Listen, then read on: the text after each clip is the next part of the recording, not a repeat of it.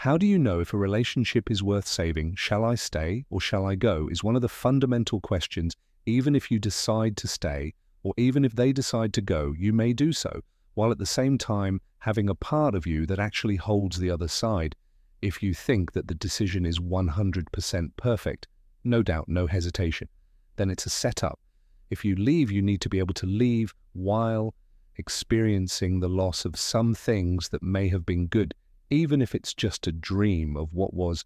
If you stay, you have to be able to grieve the part of you that will never know what it would have been like.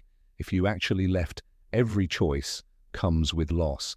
The consequence is the choice you didn't make. And even though you think this is the right choice, and this is what I must do, the grief may be the fact that you didn't.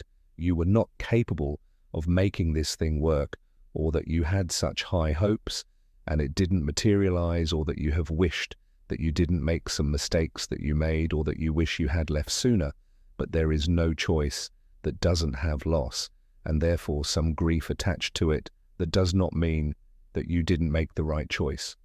Some people experience heartbreak with such an ache, with such a sense of longing, and such a sense of fracturing on the inside, that their longing becomes obsessive, that they are trapped in reminiscence. It's experienced like a withdrawal. That is not all breakup, but that is the extreme kind of breakup, which has been compared to an addiction because of those intense sense of withdrawal, and because it takes place in the same centers in the brain. Let's say someone does want to save their relationship, they want to make it work.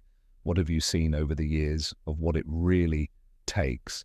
I think we often think of saving a relationship as like, let's do more date nights, let's spend more time together, let's do more this. But what have you seen it really takes?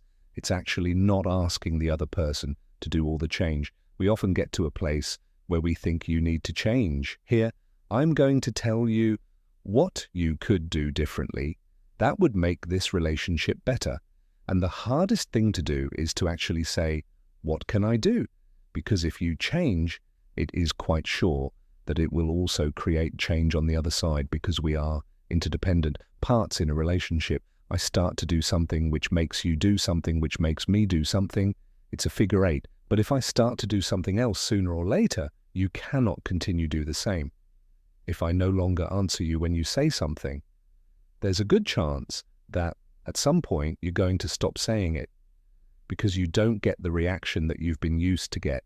So there's no better way to change the other than to change ourselves. But that's not a 100% thing. It's just a good principle to keep in mind.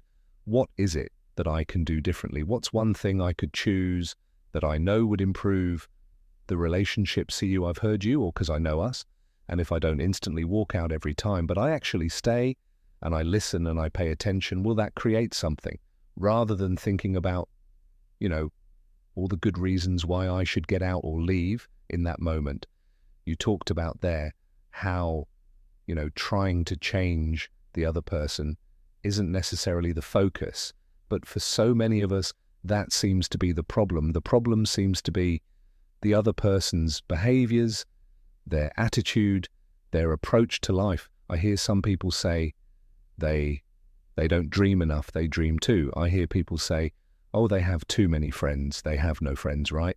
I see people at both ends of the spectrum. We always seem to have issues with how our partners live. In my relationships, I often projected the way I lived onto my partner. We so strongly believe that the way we live is right, the way we were brought up is right, that we want our partner to kind of follow suit. In my house, we used to eat hangout.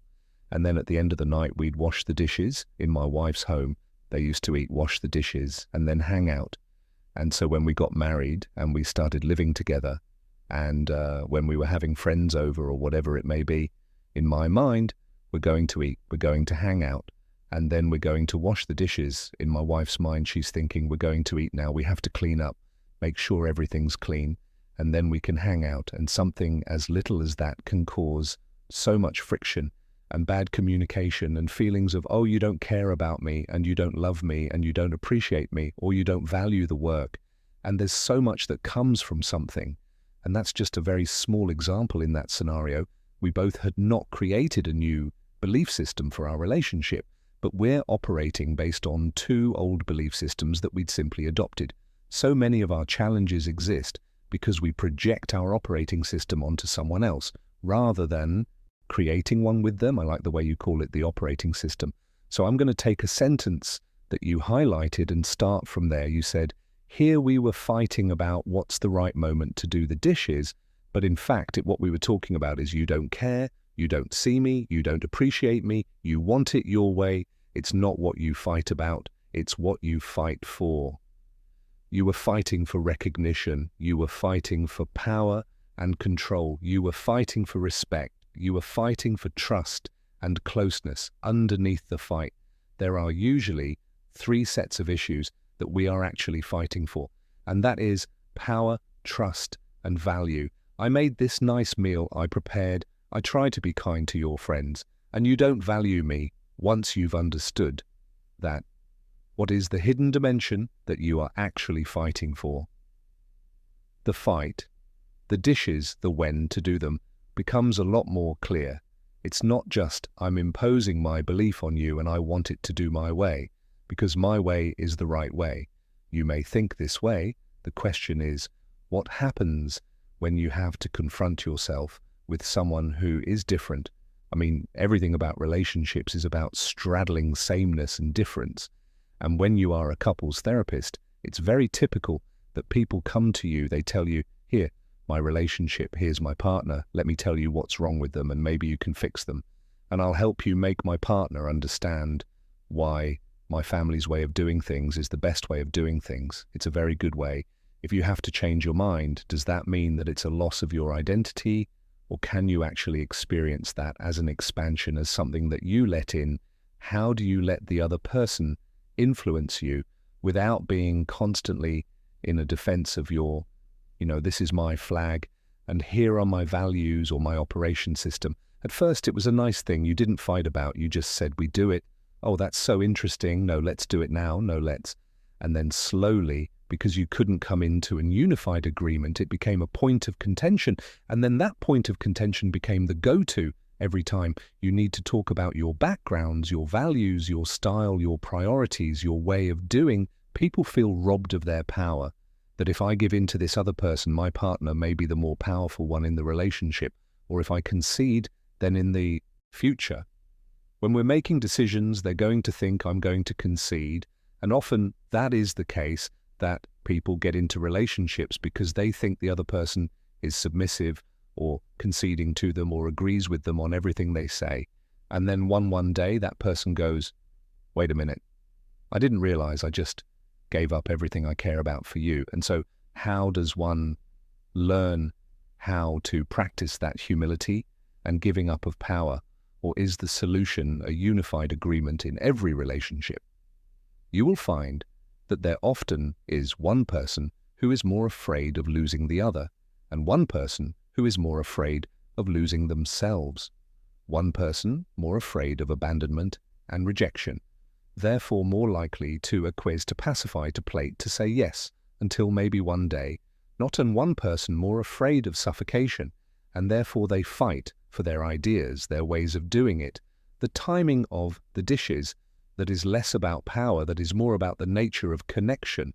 The majority of power struggles in a relationship are not power struggles. Power is the defense, the control battle is the way people are defending, trying to get something for something else that they are worried about. It's the surface behavior. Some people, when they're afraid, they fight, but the issue is not fighting. The issue is that they're actually afraid and they're trying to deal with their fear by gaining control. Don't just go for what you see, because what you see isn't necessarily just what it is. Go always looking at a level below, otherwise you're going to have a lot of this, who did you have to fight with? That you had a sense that if you don't go all the way and with fists, that's the motion of fighting, right? It's not this, but you enter the relationship with that and yet you live it with this, what happened to you, that is making you continuously interpret every situation as a fight, as a power struggle, as a, I have to stand up and hold on, because if I give in, this is the beginning of a slippery slope. That's a frame that is not the truth. Now, maybe you pick somebody with whom this is sometime what is going to happen. So then you ask this person, What happens if you don't get your way? For you, the question is, what happens if the other person gets their way?